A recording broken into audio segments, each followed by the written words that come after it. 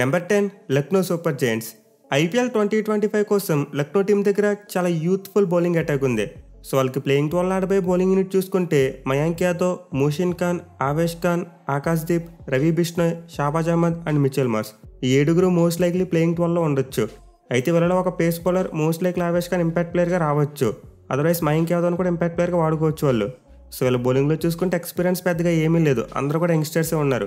Mitchell Marsh ఉన్నా సరే అతనికి ఐపీఎల్ అసలు మంచి రికార్డే లేదు. సో లక్నో బౌలింగ్లో మెయిన్ వీక్నెస్ ఎక్స్పీరియన్స్ లేకపోవడం. బట్ స్టిల్ యంగ్స్టర్స్ని అయితే తక్కువ అంచనా వేయలేం, వాళ్ళు తమదైన రోజున మ్యాచ్లు గెలిపించగలరు. మెయిన్లీ రవి బిష్ణోయ్ లాంటి స్పిన్నర్ ఆ టీంకి ఒక టాప్ బౌలర్గా మరి అవకాశాలు ఉంటాయి.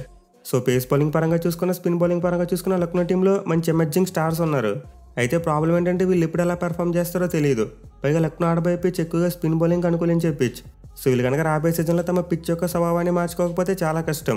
పొరపాటున స్పిన్ బౌలింగ్ వికెట్తో వెళ్ళారా వాళ్ళ బౌలింగ్ యూనిట్ కంప్లీట్లీ కుప్పకూలిపోతుంది.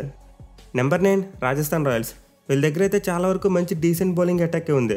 బట్ లాస్ట్ ఇయర్తో పోలిస్తే మరీ అంత గొప్పగా లేదు. సో ఆర్ఆర్ టీంకి అయితే ప్లేయింగ్ 12లో జాఫ్రా ఆర్చర్, సందీప్ శర్మ, తుషార్ దేశ్పాండే, ఆకాష్ మధ్వాల్, వరుణ్ దసరంగా, మహేష్ దీక్షణ మరియు రియాన్ పరాగ్ 7 బౌలింగ్ ఆప్షన్స్ ఉండబోతున్నాయి.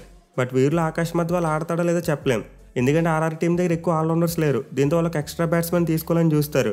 సో అది కనుక చేస్తే ఇంపాక్ట్ ప్లేయర్గా ఒక బ్యాట్స్మెన్ వస్తాడు, కానీ బౌలర్ రావడం కష్టమే. కానీ బ్యాటింగ్ క్లిక్ అయితే మాత్రం ఖచ్చితంగా ఆకాష్ మధ్వాల్ని తీసుకొస్తారు.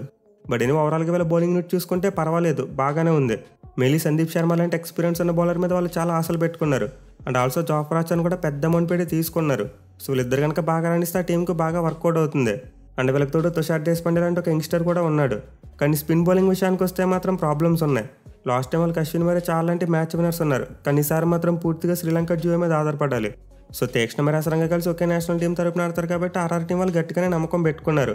బట్ వీళ్ళ కాంబినేషన్ ఎంతవరకు వర్కౌట్ ఉందనే చెప్పలేం. మెయిల్ అసరంగా ఐపీఎల్ ఇప్పటివరకు సరైన ఫామ్ కనబరచలేకపోయాడు.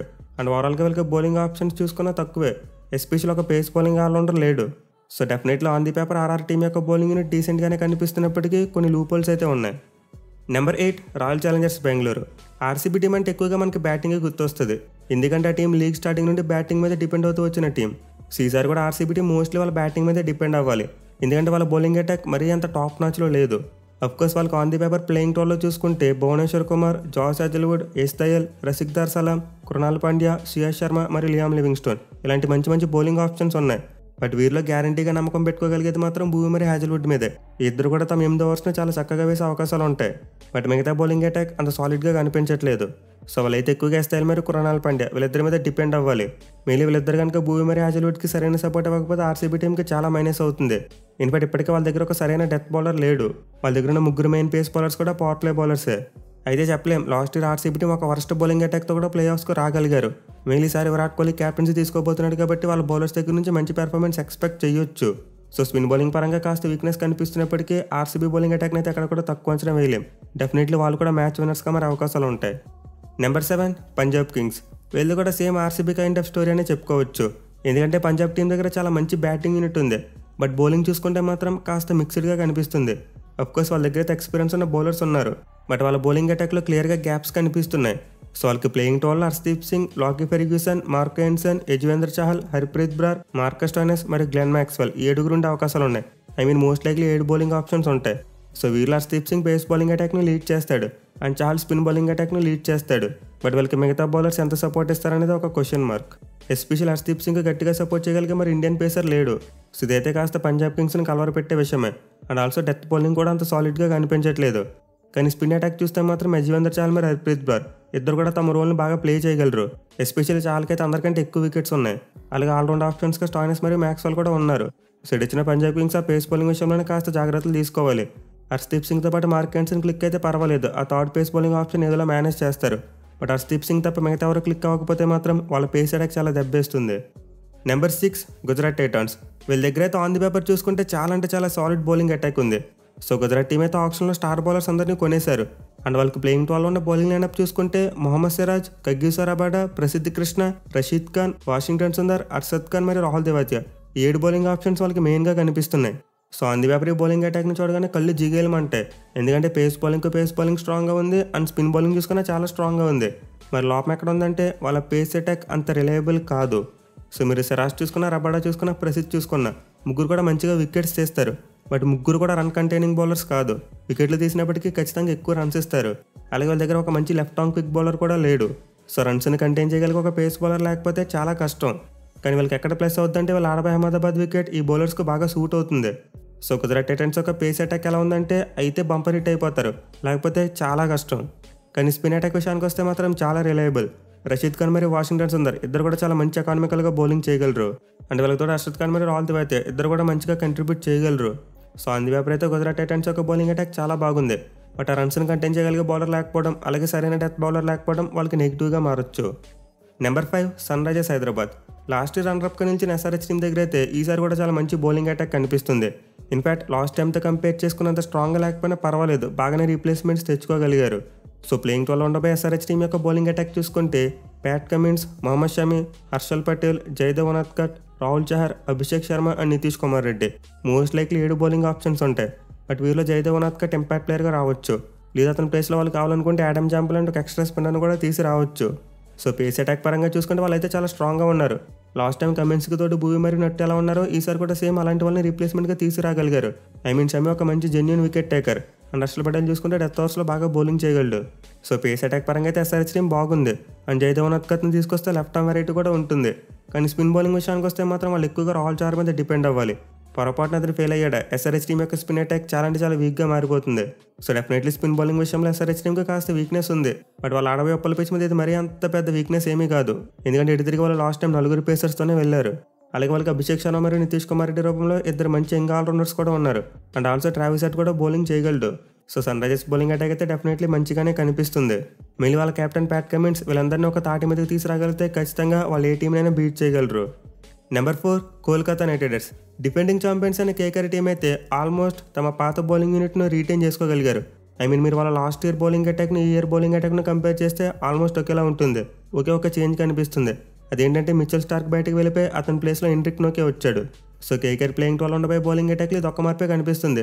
మిగతా వాళ్ళు చూసుకుంటే యాస్డిస్, హర్షిత్ రాణా, వైభవ్ అరోరా, ఆండ్రే రస్సెల్, వరుణ్ చక్రవర్తి, సునీల్ నారాయణ మరియు రమన్దీప్ సింగ్ ఈ 7 మెయిన్ ఆప్షన్స్గా ఉంటారు. సో లాస్ట్ ఇయర్ వీళ్ళు ఆల్మోస్ట్ ఇదే బౌలింగ్ అటాక్తో కప్ కొట్టారు. దీంతో డెఫినెట్లీ వీళ్ళ బౌలింగ్ అటాక్ మనం ఎక్కడ కూడా తక్కువ అంచనా వేయలేం. బట్ హెన్రిక్ నోకి ఏ మేరకు రాణిస్తాడనేది ఒక క్వశ్చన్ మార్క్. అండ్ ఆల్సో స్టార్క్తో కంపేర్ చేసుకుంటే ఒక రైట్ ఆర్మ్ సీమర్, అదే స్టార్క్ చూసుకుంటే లెఫ్ట్ ఆర్మ్ వెరైటీ ఇచ్చేవాడు. సో హెన్రిక్ నోకే కనుక బాగా రాణించకపోతే అప్పుడు కేకేఆర్ టీం పేస్ బార్ అంతా యంగ్స్టర్స్ మీదే పడిపోతుంది. అదర్వైజ్ వాళ్ళ పేస్ అటాక్ అయితే డీసెంట్గా ఉందని చెప్పుకోవచ్చు. బట్ ఎనివే కేకేఆర్ టీం యొక్క అసలైన స్ట్రెంత్ వాళ్ళ స్పిన్ అటాక్. మరోసారి చక్రవర్తి మరియు నరేన్ ఇద్దరు కూడా దుమ్ము రేపడానికి సిద్ధంగా ఉన్నారు. సో వీళ్ళు కనుక మరోసారి మిడిల్ ఓవర్స్లో క్లిక్ అయితే డెఫినెట్లీ కేకేఆర్ టీం ఇంకోసారి ప్లే ఆఫ్స్కి వెళ్ళిపోతుంది. Number 3 Mumbai Indians. 5 సార్లు కప్పు గెలుచుకున్న ముంబై టీం లాస్ట్ ఇయర్ అయితే చాలా ఇబ్బంది పడింది. మెయిన్ వాళ్ళ బౌలింగ్ చాలా వీక్గా కనిపించింది. ఎస్పెషల్లీ వాళ్ళ బౌలింగ్ బార్మంత్ ఎక్కువగా బుమ్రాయే మోసాడు. కానీ ఈసారి చూసుకుంటే మాత్రం ఎంఏ టీం దగ్గర చాలా మంచి బౌలింగ్ అటాక్ కనిపిస్తుంది. సో వాళ్ళకైతే ప్లేయింగ్ 12లో Jasprit Bumrah, Trent Boult, Deepak Chahar, Hardik Pandya, Allah Ghazanfar, Mitchell Santner and Tilak Varma 7 bowling options ఉండబోతున్నాయి. ఇన్ఫాక్ట్ విల్ జాక్సన్ ఆడిస్తే అతను కూడా ఒక బౌలింగ్ ఆప్షన్గా యాడ్ అవుతాడు. సో అందువైపు వాళ్ళ పేస్ అటాక్ చూసుకుంటే చాలా అంటే చాలా డెడ్లీగా కనిపిస్తుంది. ఇన్ఫాక్ట్ ఈ సీజన్లో అది డెడ్లీయెస్ట్ పేస్ డ్రైవ్ వేల్దే. మెయిలీ బోల్ట్ మరియు దీపక్ చహర్ ఇద్దరు కూడా specialist power play bowlers. And Bumrah చూసుకుంటే ఆబ్వియస్లీ ది బెస్ట్ బౌలర్, ఎక్కడైనా సరే బౌలింగ్ చేయగలడు. బట్ ఎనివే దీపక్ చహర్ యొక్క ఇంజరీ కన్సర్న్స్ ఈ టీంకి ఒక పెద్ద తలపోటు కావచ్చు. పొరపాటున అతను కనుక ఇంజరీ బయటకు వెళ్ళిపోతే ఆ గ్యాప్ని ఫిల్ చేయడం వీళ్ళకి చాలా కష్టం. అలాగే స్పిన్ అటాక్ చూసుకున్నా మరోసారి అంత స్ట్రాంగ్గా కనిపించట్లేదు. అఫ్కోర్స్ మిచెల్ శాంట్నర్ లాంటి ఒక మంచి క్వాలిటీ బౌలర్ ఉన్నాడు. బట్ వాళ్ళు తీసుకున్న Allah Ghazanfar first time IPL ఆడబోతున్నాడు. సో దాని కనుక బాగా పెర్ఫామ్ చేస్తే వాళ్ళ స్పిన్ అటాక్ కూడా బాగుంటుంది. అదర్వైజ్ ముంబై టీం మరోసారి వాళ్ళ పేసర్స్ మీద డిపెండ్ అవ్వాలి. అయితే ఓవరాల్గా లాస్ట్ ఇయర్తో కంపేర్ చేసుకుంటే మాత్రం వాళ్ళ బౌలింగ్ అటాక్ చాలా బాగుంది.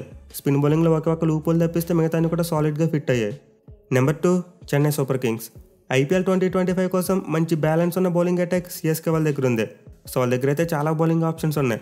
ఇన్ఫాక్ట్ వాళ్ళ దగ్గర ఉన్న ఆప్షన్స్తో 2 టీమ్స్ తయారు చేయొచ్చు బౌలింగ్ సంబంధించి. బట్ ఎనీ వాళ్ళకి ప్లేయింగ్ 12లో చూసుకుంటే మాత్రం most likely Matheesha Pathirana, Sam Curran, Khaleel Ahmed, Ravindra Jadeja, Ravichandran Ashwin, Noor Ahmad మరియు శివం దూబే 7 బౌలింగ్ ఆప్షన్స్ ఉంటాయి. అండ్ ఆల్సో విజయ్ శంకర్ కూడా ఉంటాడు. సో బౌలింగ్ ఆప్షన్స్ పరంగా సిఎస్కే టీంకి ఎలాంటి ఇబ్బంది లేదు. మహిళా స్పిన్ కాంబినేషన్ చూడండి, ఇంద్రుడు మరియు చంద్రుడు మళ్ళీ ఒక టీంలోకి వచ్చారు. అలాగే వాళ్ళకి తోటి నూర్ అహ్మద్ ఒక యంగ్స్టర్. సో ముగ్గురు కనుక క్లిక్ అయితే ఆపోనెంట్ టీం ఏదైనా సరే ఖచ్చితంగా కుప్పకూలిపోతుంది. అండ్ వీళ్ళని కాంప్లిమెంట్ చేస్తూ మంచి క్వాలిటీ పేస్ అటాక్ ఉంది. పవర్ ప్లేలో శామ్ కరణ్ మరియు ఖలీల్ అహ్మద్ వేస్తే డెత్ ఓవర్స్లో మతీషా పత్రానా చూసుకుంటాడు. సో సిఎస్కే టీం అయితే మొత్తం అన్ని డిపార్ట్మెంట్స్ కూడా బాగానే కవర్ చేశారు. ఈయన వాళ్ళకి ముందు చెప్పుకున్నట్టు వాళ్ళ దగ్గర ఉన్న పేసర్స్ ఫెయిల్ అయినా చాలా బ్యాకప్ ఆప్షన్స్ ఉన్నాయి. సో సిఎస్కే టీం దగ్గర అయితే వాళ్ళ చపాక్ పిచ్కి తగ్గట్టు మంచి బౌలింగ్ అటాక్ ఉంది. ఆ పేస్ బౌలింగ్లోనే కాస్త అటు ఇటు అవ్వచ్చు, కానీ స్పిన్ బౌలింగ్ మాత్రం చాలా డెడ్లీగా ఉంది. దీనిసారి maybe CSK team last time miss అయిన ప్లే ఆఫ్స్ని మిస్ కాకపోవచ్చు. Number 1 Delhi Capitals. ఐపీఎల్ 2025 కోసం ది బెస్ట్ బౌలింగ్ అటాక్ ఉన్న టీం ఢిల్లీ క్యాపిటల్స్ అని చెప్పుకోవచ్చు. ఎందుకంటే వాళ్ళ దగ్గర చాలా బ్యాలెన్స్డ్ బౌలింగ్ అటాక్తో పాటు యూత్ అండ్ ఎక్స్పీరియన్స్ కలిపి ఉంది. సో ఢిల్లీ టీం బౌలింగ్ అటాక్లో అయితే Mitchell Starc, Mohit Sharma, T Natarajan, Mukesh Kumar, Axar Patel, Kuldeep Yadav and Tristan Stubbs 7 bowling options ఉండబోతున్నాయి. సో వీళ్ళు ఆబ్వియస్లీ అక్షర్ పటేల్ మరియు కుల్దీప్ యాదవ్ ఇద్దరు కూడా మ్యాచ్ విన్నర్స్. తమదైన రోజున వాళ్ళ బౌలింగ్ కాంబినేషన్తో ఎంత పెద్ద టీంలో అయినా సరే బాల్తో కొట్టించగలరు. అయితే వాళ్ళని కాంప్లిమెంట్ చేస్తూ ఈసారి వాళ్ళ పేస్ అటాక్ ఇంకా బాగుంది. మెయిన్లీ ఢిల్లీ టీంకి ఆ డెత్ బౌలింగ్ సమస్య ఎక్కువగా ఉండేది, కానీ ఈసారి మాత్రం వాళ్ళు నటరాజన్ మరియు మోహిత్ శర్మ ఇద్దరిని తీసుకొచ్చారు. సో ఇద్దరికి ఎక్స్పీరియన్స్ ఉంది. అలాగే ఒక రైట్ ఆర్మర్ అయితే మరొకరు లెఫ్ట్ ఆర్మర్. దీంతో ఈజీగా డెత్ ఓవర్స్లో మేనేజ్ చేయగలరు. అండ్ పవర్ ప్లేలో చూసుకుంటే స్టార్క్ అండ్ ముఖేష్ కుమార్ ఇద్దరు కూడా చాలా బాగా బాల్ని స్వింగ్ చేయగలరు. అండ్ మరోసారి left right combination. So Delhi team దగ్గర చాలా మంచి క్వాలిటీ పేస్ అటాక్ ఉంది. అలాగే one of the best spin combination ఉంది. ఇన్ఫాక్ట్ సిఎస్కేతో కంపేర్ చేస్తే వాళ్ళ దగ్గర ఉన్న డిఫరెన్స్ ఏంటంటే పేస్ అటాక్లో ఎక్స్పీరియన్స్ ఎక్కువ ఉంది. అదే మీరు సిఎస్కే టీం పేస్ అటాక్లో చూసుకుంటే అంత ఎక్స్పీరియన్స్ లేదు. దానివల్ల ఢిల్లీ క్యాపిటల్స్ టీంకి వీడియోలో నెంబర్ 1 ర్యాంక్ ఇచ్చాను. So definitely Delhi Capitals team అయితే తన బౌలింగ్ అటాక్ని చాలా సాలిడ్గా మార్చుకున్నారు. మెయిన్లీ స్టార్క్ కనుక ఫస్ట్ మ్యాచ్ నుంచి తన ఫుల్ పొటెన్షియల్కి తగ్గట్టు ఆడితే ఆ టీం యొక్క బౌలింగ్ ఆపడం చాలా కష్టం. సో గైస్ నాకైతే ఐపీఎల్ 2025 కోసం ఢిల్లీ యొక్క బౌలింగ్ అటాక్ బాగా కనిపిస్తుంది. మిగతా టీమ్స్తో కంపేర్ చేసుకుంటే అన్ని ఫేజెస్లో బౌలింగ్ చేయగలిగే వాళ్ళు ఉన్నారు. అలాగే అన్ని కైండ్ ఆఫ్ బౌలర్స్ ఉన్నారు. ఈవెన్ వాళ్ళకి రైట్ ఆర్మ్ స్పిన్నర్గా స్టబ్స్ కూడా ఒక 2-3 ఓవర్లు వేయగలడు. సో నాకైతే ఢిల్లీ క్యాపిటల్స్ బౌలింగ్ అటాక్ చాలా సాలిడ్గా కనిపిస్తుంది. మరి మీకు ఏ టీం యొక్క బౌలింగ్ యూనిట్ బాగా సాలిడ్గా కనిపిస్తుందో కింద కామెంట్ చేయండి. అండ్ ఆల్సో ఒక క్లారిఫికేషన్ ఏంటంటే ఈసారి అందరు బౌలింగ్ అటాక్స్ కూడా బాగున్నాయి. ఈ వీడియోలో ఏదో 10 నుంచి 1 వరకు ర్యాంకింగ్ అవ్వాలి కాబట్టి నెంబర్స్ ఇచ్చాం, కానీ అదర్వైజ్ అన్ని టీం యొక్క బౌలింగ్ యూనిట్స్ కూడా చాలా బాగానే కనిపిస్తున్నాయి. చిన్న లూప్ హోల్స్ తప్పిస్తే అన్ని టీంలు కూడా బాగానే తమ స్క్వాడ్స్ని ఎక్విప్ చేసుకున్నారు. సో మన ఈ ర్యాంకింగ్ వీడియోస్లో కింద పెట్టిన టీమ్స్ వరస్ట్ టీమ్స్ అని కాదు, అలాగే పైన పెట్టిన టీమ్స్ ది బెస్ట్ టీమ్స్ అని కూడా కాదు. జస్ట్ ఉన్న 10 టీమ్స్లో ఎవరికైతే కాస్త ఎక్కువ అడ్వాంటేజ్ ఉందో అదే చెప్పుకుంటున్నాం. అదర్వైజ్ ఈసారి ఐపీఎల్ 2025 కోసం అన్ని టీమ్స్ కూడా బాగున్నాయి. సో హోప్ మీకు ఈ ర్యాంకింగ్ వీడియోస్ యొక్క కాన్సెప్ట్ అర్థమైంది అనుకుంటున్నా. ఇక్కడైతే ఏ టీంలో వరస్ట్ టీం అని చెప్పట్లేదు, అలాగే ఏ టీంలో కూడా బెస్ట్ టీం అని చెప్పట్లేదు. వీళ్ళకి కాస్త అడ్వాంటేజ్ ఎక్కువ ఉంది, వీళ్ళకి అడ్వాంటేజెస్ తక్కువ ఉంది అనేది మాత్రమే పాయింట్ ఇక్కడ. సో హోప్ మీరు వీడియోని ఎంజాయ్ చేశారనుకుంటున్నా.